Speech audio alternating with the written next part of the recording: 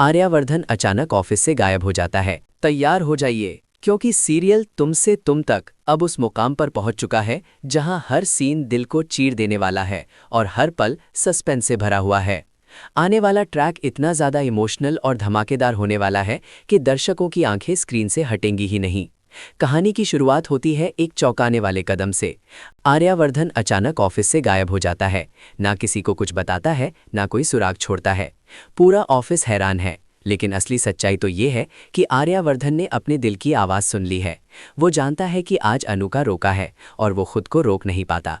लेकिन आर्यावर्धन ये भी जानता है कि अगर वो सामने आ गया तो पूरा खेल बिगड़ जाएगा। इसीलिए वो एक बड़ा रिस्क लेता है। वो अपना भेष बदलता है ताकि कोई भी उसे पहचान ना सके। बदला हुआ हुलिया, झुकी हुई नज़रें और अंदर ही अंदर उफनता हुआ दर्द। आर्यावर्धन चुपचाप अनु के घर पहुंच जाता है, जहां खुशियों की सजावट, ढोल नगाड़े और रस्मों की रौनक लगी हुई है। उधर घर में जश्न अपने चरम पर है। गोपाल और पुष्पा अनु की सगाई देखकर बेहद खुश हैं। उनके लिए ये दिन किसी सपने से कम नहीं। उन्हें लगता है कि उनकी बेटी की जिंदगी अब सुरक्षित हाथों में है। हर तरफ मुस्कानें हैं, रिश्तेदारों की बातें हैं और भविष्य के सुनहरे सपने हैं। लेकिन उसी भीड़ में एक शख्स ऐसा भी है जिसके लिए ये जश्न किसी मातम से कम नहीं।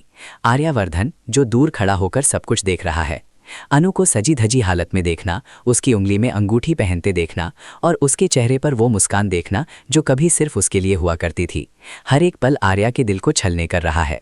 वहीं दूसरी तरफ कहानी में एंट्री होती है जिंडे की। जिंडे को जैसे ही पता चलता है कि आर्यावर्धन ऑफिस से गायब है और उसका फ़ोन भी स्विच ऑफ आ रहा है, उसे कुछ गड़बड़ लगती है। और जब उसे ये खबर मिलती है कि आर्या अनु के घर की तरफ गया है, तो जिंडे बिना एक पल गंवाए उसे ढूंढते हुए वहां पहुंच जाता है। अब हालात बेहद नाजुक हैं। एक तरफ भेष बदले हुए आर्यावर्धन, दूसरी तरफ उसे ढूंढता हुआ जिंडे और बीच में चल रही अनु की रोके की रस्म। जरा सी चूक और आर्यावर्धन सबके सामने आ सकता है। अगर उसकी पहचान खुल गई तो ये खुशी का माहौल पल भर में तूफान में बदल जाएगा। अनु भी कहीं ना कहीं सब महसूस कर रही है। भीड़ के बीच उसकी नज़रें बार बार किसी अनजान शख्स को ढूंढती हैं। दिल बेचैन है, लेकिन वो कुछ समझ नहीं पा रही। क्या उसे एहसास हो जाएगा कि वो अनजान चेहरा कोई और नहीं बल्कि आर्यावर्धन है?